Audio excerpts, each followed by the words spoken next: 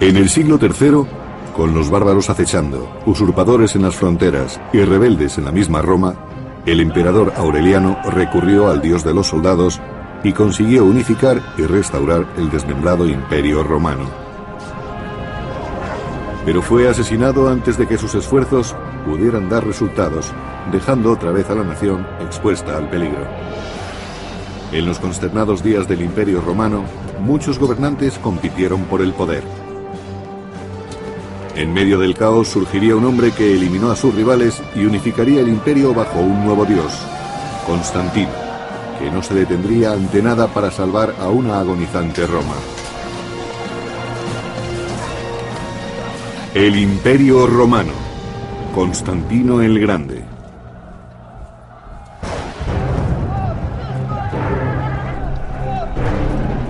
La Roma del siglo III estaba sacudida por conflictos internos e invasiones de los bárbaros. Pero en el año 295 después de Cristo surgió un grande y nuevo emperador que podría salvar al imperio. Su nombre era Diocleciano. Diocleciano trató de resolver los problemas y preocupaciones a las que se enfrentaba el imperio en el siglo III. Una de las medidas que tomó fue la reforma del sistema de defensa de las fronteras.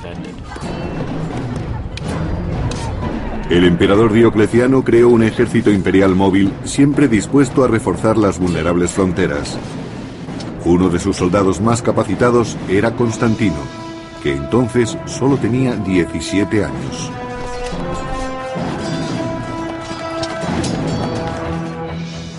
Era un soldado muy distinguido, lo que significa que era muy valiente en el combate y que realizaba toda clase de acciones atrevidas. Aquellos primeros signos de grandeza de Constantino no escaparon a la atención de Diocleciano, que mantuvo cerca de sí al joven soldado con la intención de prepararlo para ocupar un puesto importante en el imperio.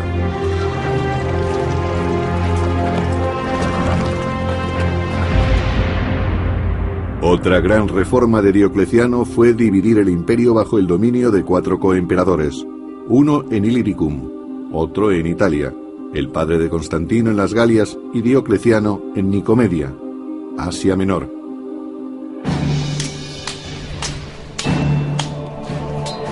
Diocleciano sabía que era muy fácil que los coemperadores se volvieran contra él.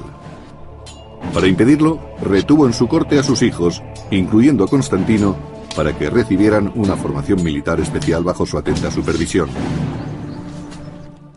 Constantino fue enviado a la corte de Diocleciano, donde recibió la educación propia de la clase alta, literatura, filosofía. Estudió griego, que no todo el mundo lo aprendía, pero lo más importante es que recibió una educación militar. Pero la vida de Constantino en la corte era de todo menos cómoda. Para ser emperador y hacer de padre, Diocleciano gobernaba con mano de hierro. Con el tiempo empezó a gobernar con edictos que cada vez eran más instructivos hasta llegar al extremo. En ellos le decía al pueblo lo que debía de hacer para ser mejores ciudadanos y cosas de ese tipo.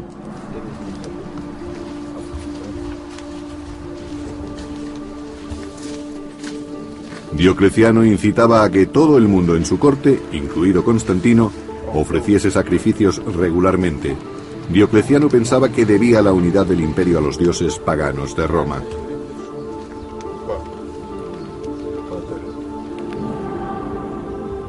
Pero otra religión estaba captando muchos adeptos, haciendo que peligraran los planes de Diocleciano. Los fieles de aquella fe adoraban a Jesucristo, el Hijo de un nuevo Dios. La Iglesia había crecido, no solo numéricamente, sino que tenía grandes riquezas y poseía amplios edificios. Era una institución muy próspera dentro del Imperio Romano.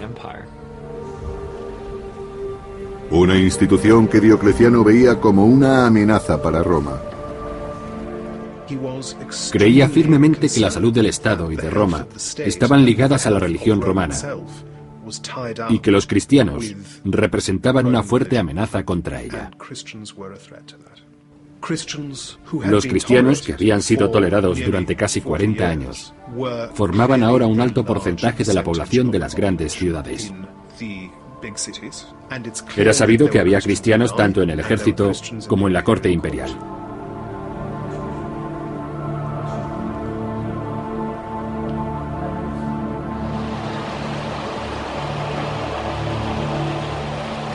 Diocleciano exigió que todos los soldados del ejército imperial ofrecieran sacrificios a los dioses de Roma, algo a lo que se negaron muchos cristianos. Diocleciano creía que todo lo que se opusiera al culto de los dioses protectores de Roma era una auténtica amenaza para el Estado.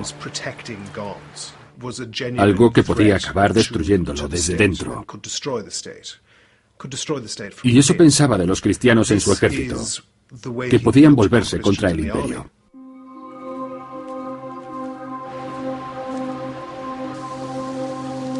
El castigo por desoír el edicto del emperador era la muerte, un acto brutal que Constantino, siendo soldado del ejército del emperador, estaba obligado a presenciar.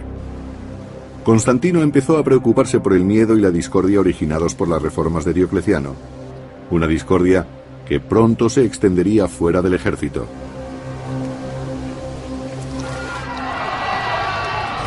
En el año 303 después de Cristo, Diocleciano emitió un edicto contra los cristianos que fue conocido como la Gran Persecución. Tan pronto como se emitió el edicto de la persecución, se desataron unas crueles medidas administrativas. Si los funcionarios encargados del edicto encontraban resistencia, llevaban a los acusados a los tribunales para torturarlos y conseguir pruebas contra ellos.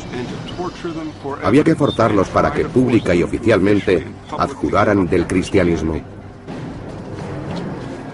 La Gran Persecución marcó el inicio de lo que los cristianos llamaron la Era de los Mártires. Cualquier cristiano que proclamara públicamente su fe, moriría. La persecución de Diocleciano dejó atrás las demás persecuciones. Probablemente fue el momento en que más cerca se estuvo de erradicar el cristianismo. Puede que por eso se haya dicho que muchos de los mártires venerados por la Iglesia cristiana padecieron bajo el dominio de Diocleciano.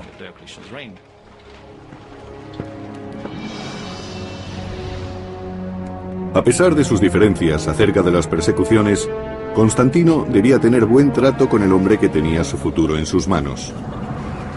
Pero cuando Diocleciano cayó repentinamente enfermo y se vio forzado a retirarse, Constantino se quedó sorprendido al conocer que no iba a participar en el plan de sucesión.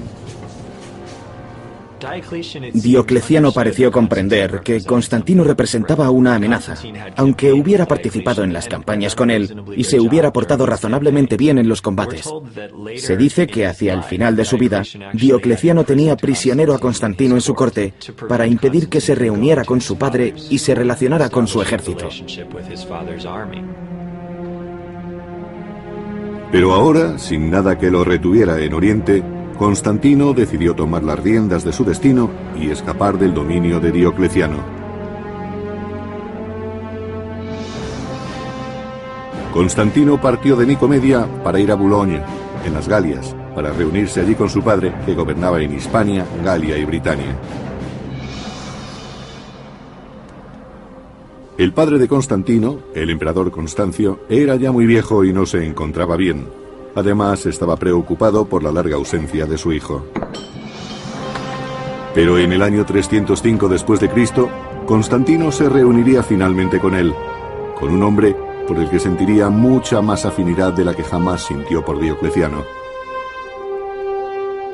Por lo que sabemos de la actuación de Constancio en Occidente, era una persona mucho más tolerante que Diocleciano, y desde luego sabía cómo ignorar algunas de las órdenes que había recibido por su parte.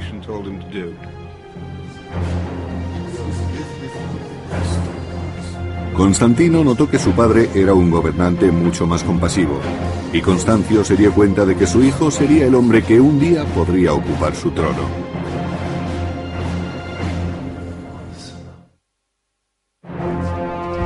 Cuando Diocleciano se retiró en el año 305 después de Cristo, Constantino pudo escapar de su rígido control y encontrarse en Occidente con su anciano padre Constancio.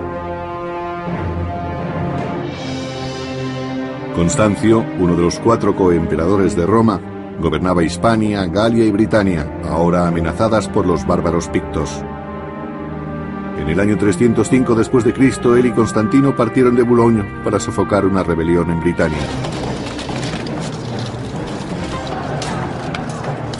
Los pictos eran una feroz tribu que vivía en la actual Escocia y atacaban desde hacía tiempo la Britania romana. Su sangrienta forma de combatir representaba una seria amenaza para Constantino y su padre. Esos vecinos bárbaros del siglo IV estaban mucho mejor organizados de lo que habían estado en generaciones anteriores. En Europa los ejércitos romanos tuvieron que mantener campañas mucho más difíciles que las de sus antecesores. Para empeorar las cosas, la salud del emperador Constantino decaía rápidamente.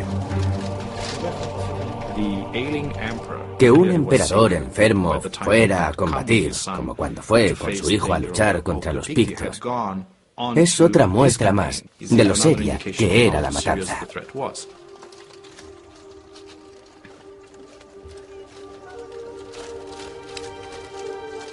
Con la salud de Constancio en peligro, Constantino tuvo que dirigir las legiones de su padre, asegurándose de que le fueran fieles en combate.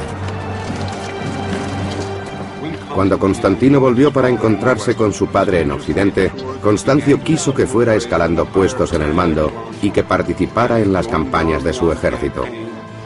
Los soldados debían conocerle, pues sería más fácil ocupar un puesto en el gobierno del Imperio Occidental, que era lo que Constancio siempre había querido.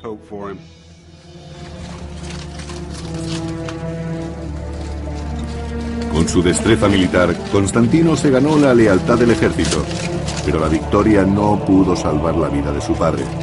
Finalmente, Constantino vio morir a un padre al que empezaba a conocer.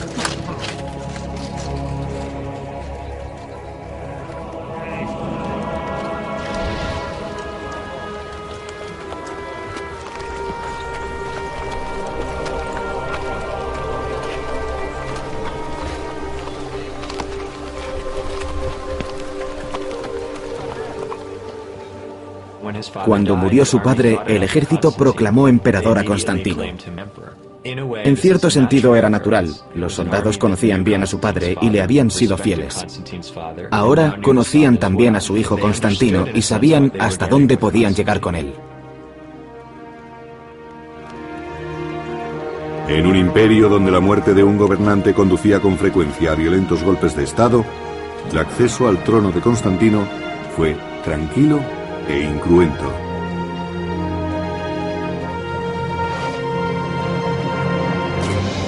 Los bárbaros francos atacaron la Galia en el año 306 después de Cristo, y Constantino tuvo que enfrentarse a su primer reto como emperador. Desde Britania se dirigió hacia el sur para luchar.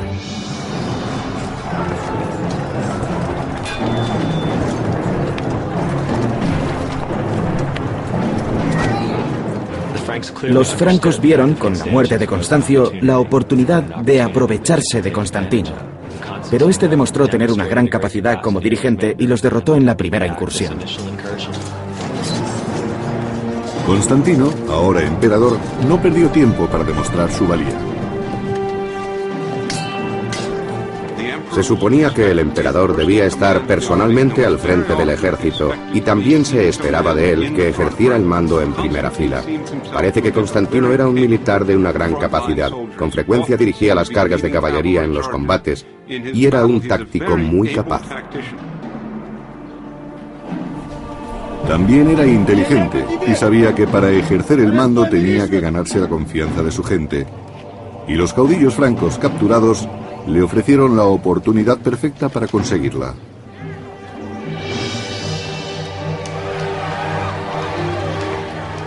Constantino hizo desfilar a los cautivos bárbaros por las calles de Trier, en la actual Alemania, para demostrar al pueblo que él los protegería.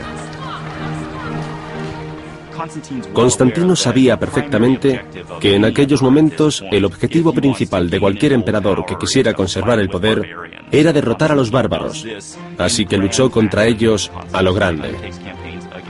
Mantuvo campañas contra los francos, y hay pruebas de que capturó a 2 de sus reyes, a los que exhibió para deleite de las masas de las Galias. Finalmente, los bárbaros fueron arrojados a las fieras enviando un claro mensaje de que Constantino no toleraría a los que osaran poner en peligro al Imperio Romano. Pero en el año 306 después de Cristo, el imperio era amenazado desde el interior por un usurpador llamado Magencio, que se había proclamado emperador de Roma y pasó a controlar la mayor parte de Italia y del norte de África.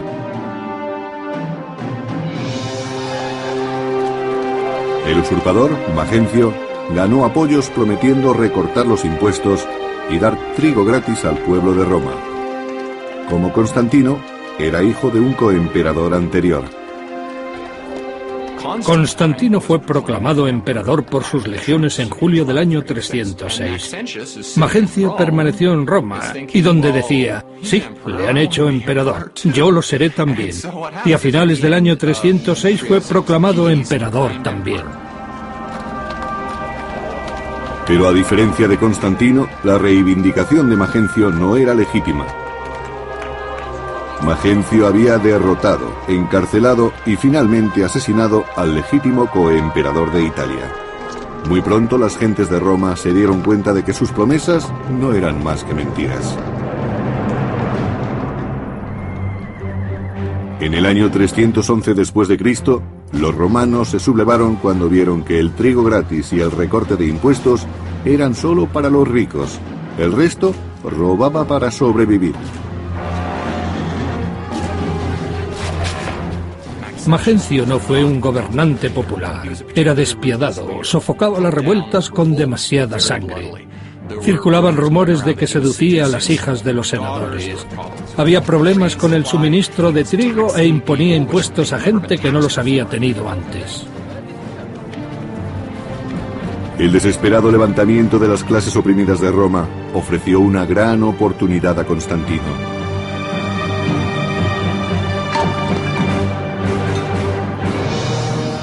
Con la esperanza de salvar al pueblo romano y de ampliar su influencia en Italia, Constantino partió de las Galias hacia Milán para cerrar un trato con otro coemperador, Licinio. Era un trato para consolidar el poder.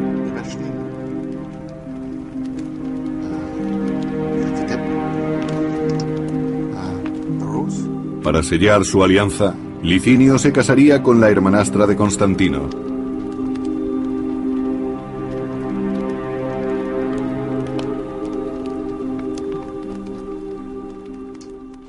Constantino utilizaba todos los trucos que conocía. Era una persona extraordinariamente ambiciosa, y no existía ningún camino hacia el poder que él dejara de explorar. Eso significa que durante su juventud estaba dispuesto a recurrir a cualquier cosa con tal de seguir aumentando su poder. Juntos, Licinio y Constantino engañaron a sus coemperadores en Oriente, haciéndoles creer que solo trataban de deponer a Magencio. Constantino quería aprovechar la situación para difundir por Roma que Magencio era un usurpador y un emperador ilegítimo. Él y sus seguidores se justificaron contra Magencio diciendo que había que deponer al tirano que se había instalado en la ciudad más importante del imperio. Pero en cuanto Roma estuviera asegurada, Constantino y Licinio se repartirían todo el imperio.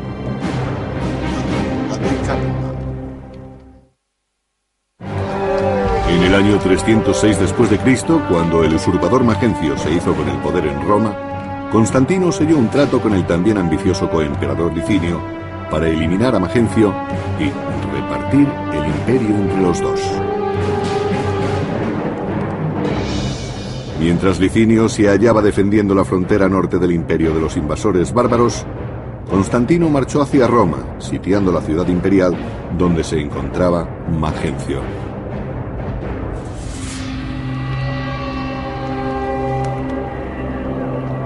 Tras las murallas de Roma, Magencio, pagano devoto, basaba su estrategia en la lectura de entrañas que hacía su sacerdote. Cuando tenía que combatir, Magencio se interesaba en recabar la protección divina recurriendo a los métodos que cualquier emperador romano hubiera seguido para disfrutar de esa protección.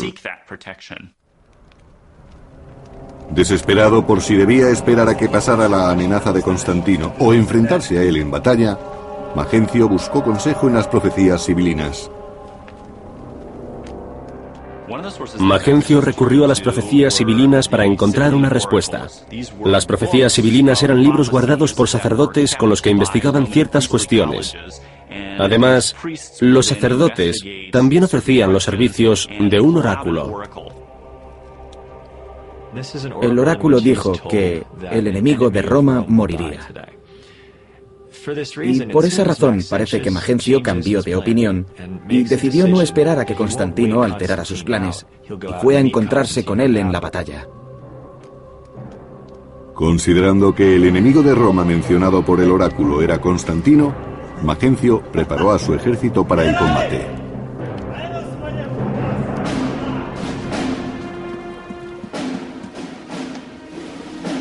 Mientras tanto, a las afueras de Roma, Constantino se preparaba para el encuentro con Magencio.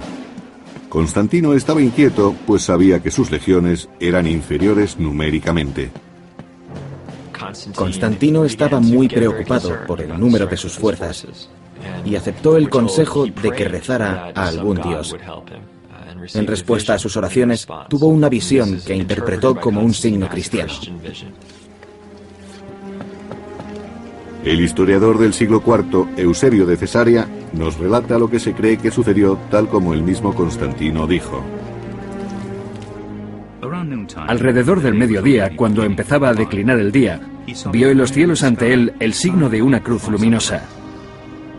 Dijo que estaba por encima del sol y que tenía una inscripción: con este signo vencerás. Según dijo, vio un símbolo que parecía una cruz con una especie de letra P superpuesta. Eran las dos primeras letras en griego del vocablo Cristo, Ki y Ro. Según algunas fuentes, también oyó una voz que le decía: con este signo vencerás.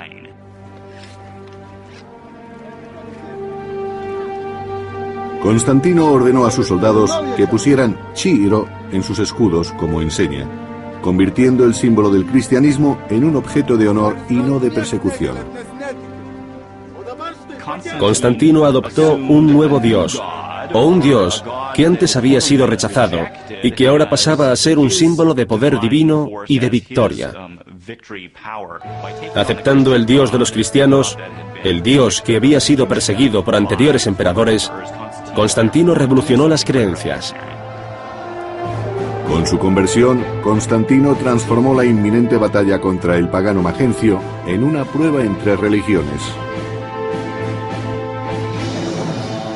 Constantino se encontró con Magencio en el puente Milvio, sobre el río Tíber. Era el único obstáculo entre él y su camino hacia Roma.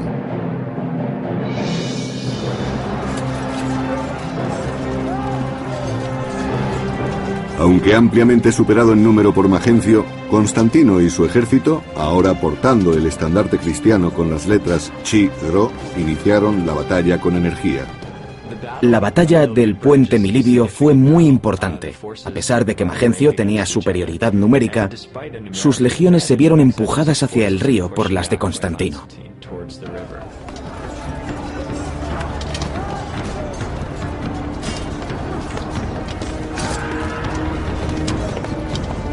En las orillas del Tíber quedó sellada la suerte de Magencio. Constantino obligó a Magencio a aceptar el combate con el río Tíber a sus espaldas. Su posición era muy mala y cuando Constantino presionó, las legiones de Magencio se desmoronaron. Sin otra alternativa, Magencio huyó con sus soldados tratando de cruzar el Tíber a nado para llegar a Roma.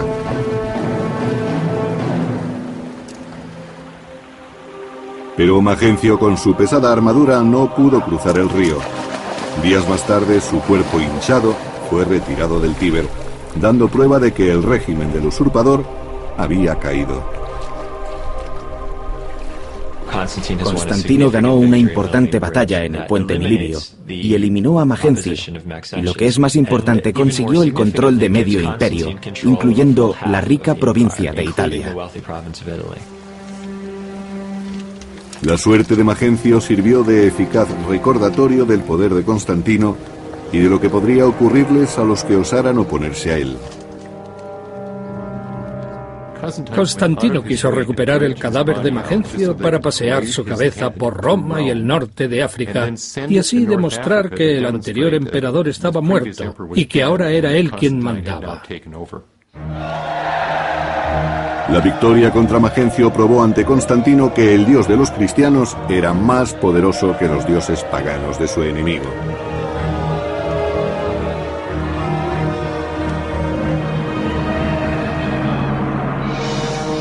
Con la derrota de Magencio, todo el imperio occidental pasó a manos de Constantino, y tal y como acordaron, dejó Oriente para Licinio.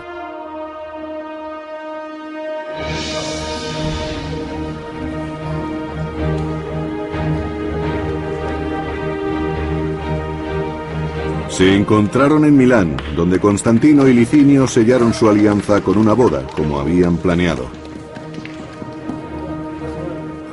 Constantino decidió que Licinio se casara con una de sus hermanastras, Constancia, para que se uniera a su causa.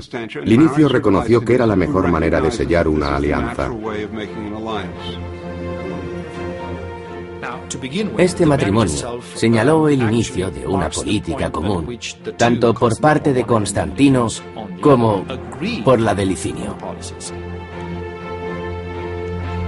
Una de las medidas políticas reflejaba la adopción del cristianismo por parte de Constantino. Los dos emperadores acordaron la forma de repartirse el poder. Y entre otras cosas, decidieron que el cristianismo sería tolerado en todo el imperio.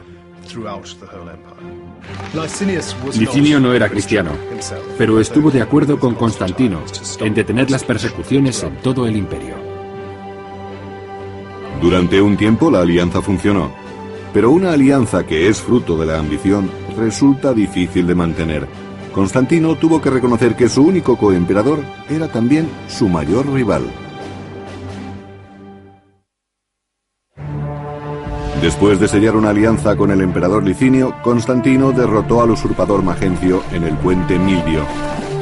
Más tarde, convencido de que el dios cristiano le había concedido la victoria, Constantino se dispuso a demostrar su gratitud.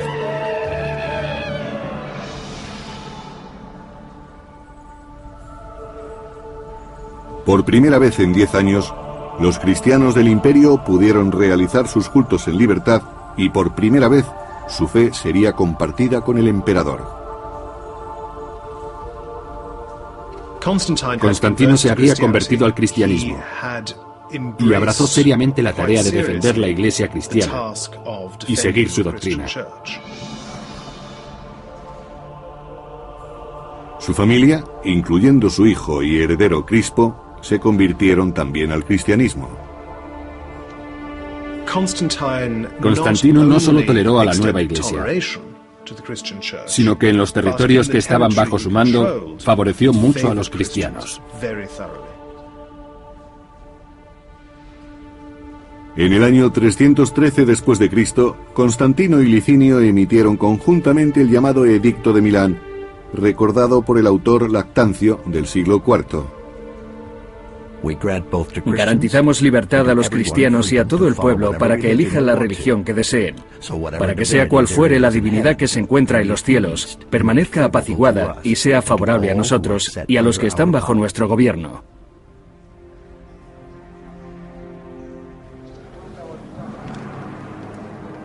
Pero en los años que siguieron, se deterioraron las relaciones entre los dos emperadores.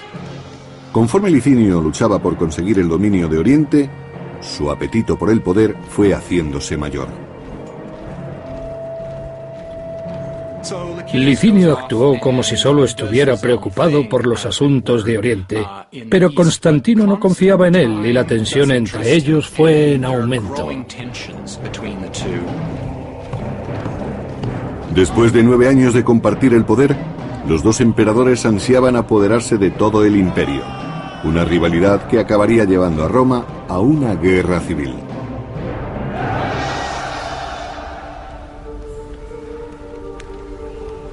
En Oriente, los cristianos cargaron muy pronto con el peso del creciente conflicto.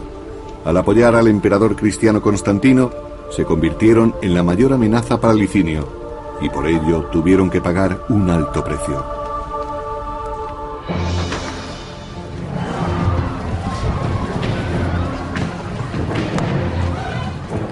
Una de las consecuencias fue la reanudación de las persecuciones. El motivo fue muy sencillo.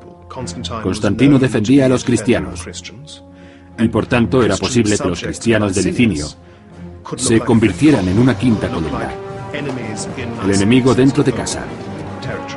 Por eso decidió perseguirlos.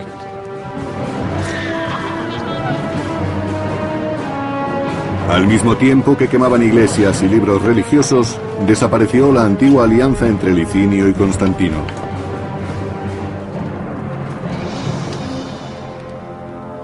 Para Constantino, ahora un maduro gobernante de mediana edad, la persecución de los cristianos era la excusa que necesitaba para atacar a Licinio. Rápidamente ordenó que sus legiones marcharan contra su rival de Oriente. Constantino era un jefe efectivo que solía ir al frente de la caballería para atacar al enemigo por los flancos, y eso es lo que hizo con Licinio. Junto a Constantino iba su prometedor hijo y heredero Crispo, que supo demostrar su valía en el combate. Juntos hicieron retroceder a Licinio hacia el este. Desde Adrianópolis, Constantino y Crispo persiguieron a Licinio hasta Bizancio, y desde allí hasta Crisópolis, donde éste presentó su última línea de resistencia.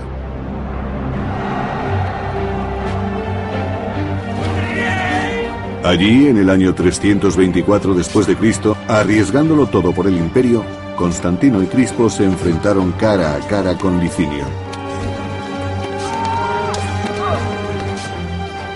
Crispo heredó la capacidad militar de su padre. Era otro genio bélico.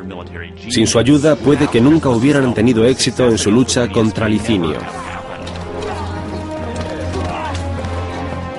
Constantino y Crispo aniquilaron al ejército de Licinio luchando de nuevo bajo el estandarte del dios de los cristianos. Realmente la batalla de Crisópolis terminó antes de empezar. Constantino lanzó sus soldados contra Licinio sin encontrar ninguna resistencia efectiva. Consiguieron victorias fáciles. La confianza que Licinio parecía tener en sí mismo era mínima. Y en la batalla final, la victoria hizo que Constantino quedara como único dirigente de todo el imperio. Según Eusebio, obispo de Cesarea, las regiones orientales se unieron a las occidentales y todo el imperio romano fue agraciado con un único y supremo emperador. Prisionero en Nicomedia, Licinio tuvo que enfrentarse a un castigo brutal. Su único testigo era su amada esposa, la hermanastra de Constantino. Las relaciones que mantuvo con Licinio son muy interesantes. Hay que recordar que Licinio era su cuñado. Su hermanastra pidió clemencia para su marido y durante un tiempo Constantino fue magnánimo con él. Aunque los dos participaron en un banquete, Licinio fue enviado al exilio, donde sería ejecutado.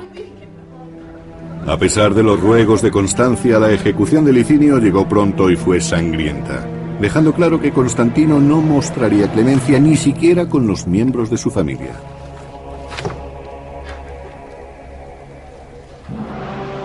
Después de eliminar a Licinio, Constantino quedó como el único gobernante del unificado imperio y quiso que su hijo Crispo le ayudara en calidad de emperador de Occidente.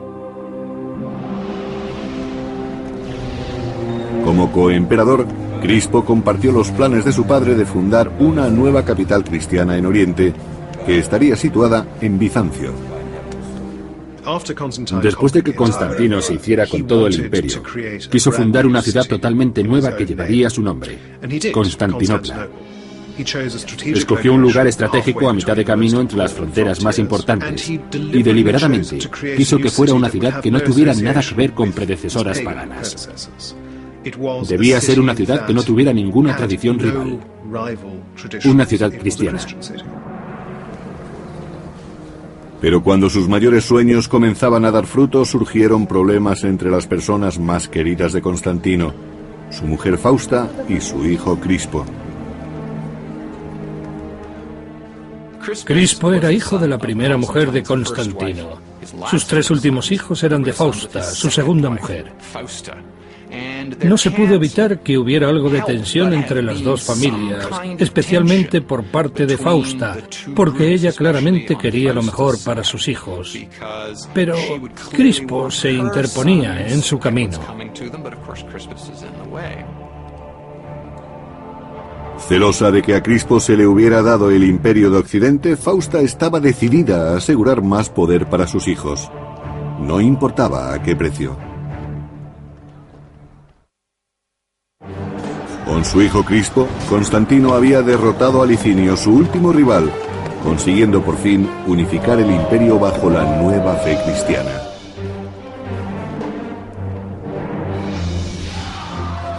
Pero la unificación de Constantino se vio pronto amenazada cuando surgieron diferencias dentro del seno de la Iglesia cristiana.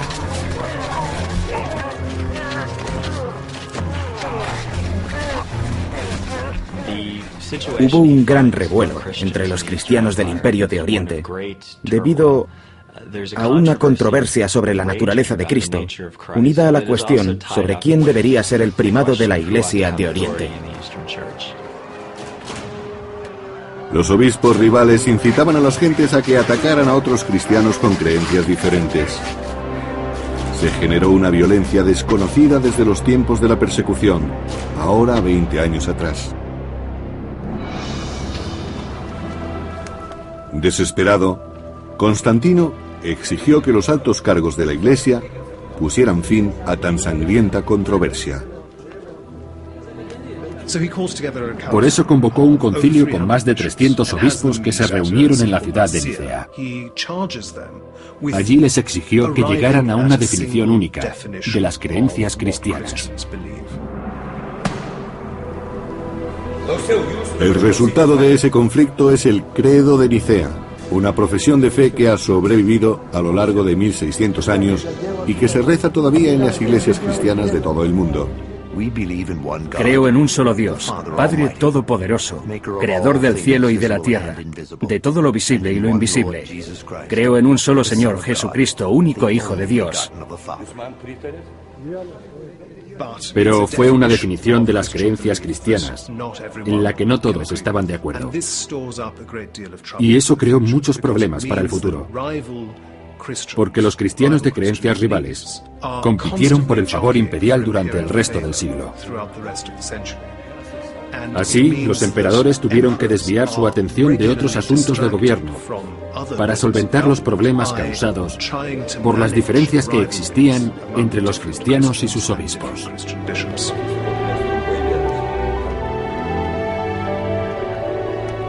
Quizás aquella distracción no dejó ver a Constantino lo que estaba ocurriendo entre sus seres más cercanos. En el año 326 después de Cristo, Fausta, la mujer de Constantino, levantó una calumnia contra su hijastro Crispo. Crispo era el hijo mayor de Constantino. Procedía de un matrimonio anterior, por lo tanto no tenía la misma madre que sus hermanos. Existía una rivalidad latente entre Crispo y sus 3 hermanastros, más jóvenes que él. Fausta urdió un complicado y sorprendente plan y afirmó que Crispo había tratado de seducirla.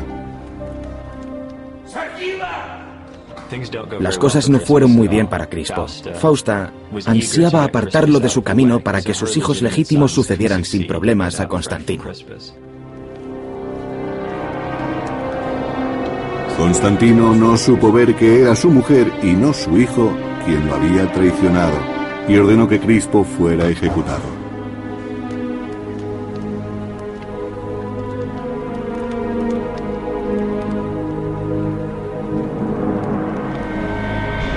Prisionero en la lejana Pola, la actual Croacia, Crispo insistió en su inocencia. Pero aunque sus protestas cayeron en el vacío, tuvo una persona que abogó por él en la corte de Constantino.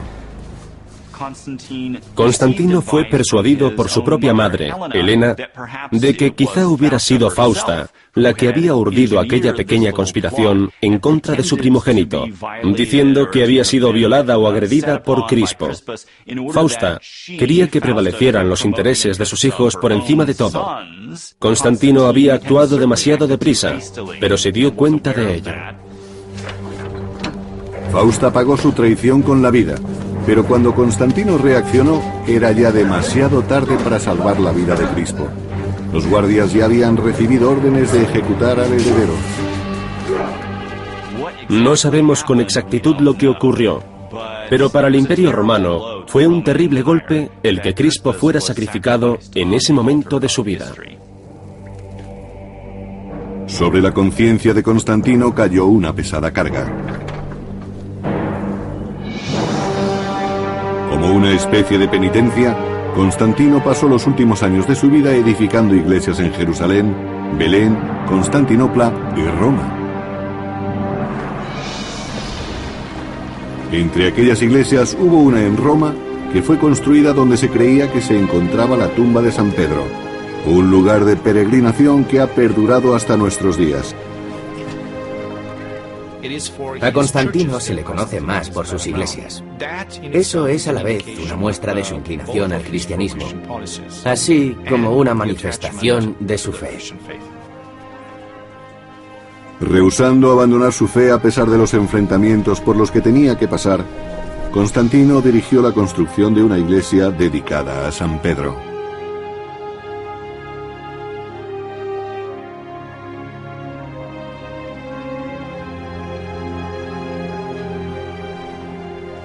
Fue una explosión extraordinaria de arquitectura, como no existía en todo el imperio. La gran variedad de planos se debe a los muchos arquitectos que participaron en su construcción. Y lo que es más probable, por las propias ideas de Constantino, que intervino en casi todos los proyectos. Constantino confiaba en que su devoción borraría sus numerosos pecados al final de su vida.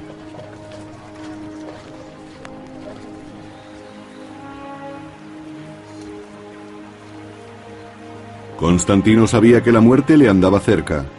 Viejo y sintiéndose enfermo, solicitó finalmente el bautismo en el año 337 después de Cristo. Para Constantino era lógico que quisiera retrasar su bautizo, porque los emperadores tenían que hacer trabajos muy sucios. A veces, debido a su cargo, cometían pecados muy graves. Por eso, posponer su bautizo tenía sentido para él. Así, todos los horribles y sucios pecados que había cometido serían perdonados antes de morir. Perseguido por sus pecados, Constantino solo anhelaba morir con la conciencia limpia, purificado por las aguas del bautismo. Hacia el final de sus días, Constantino se convirtió en una especie de visionario que desde que fue bautizado solo quería despojarse de la púrpura imperial para vivir a partir de entonces como clérigo. Antes de morir, Constantino encontró la paz en la fe, según dejó escrito. Sé que he sido bendecido. Ahora soy merecedor de la vida inmortal, pues he recibido la luz divina. Constantino murió en mayo del año 337 después de Cristo, tras haber gobernado durante más de 30 años.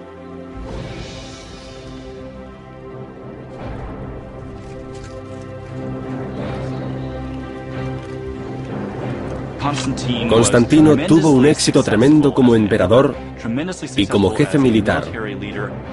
Fue un hombre que llegó al poder gracias a su enorme ambición, y cada vez que pudo, utilizó esa ambición para triunfar día a día.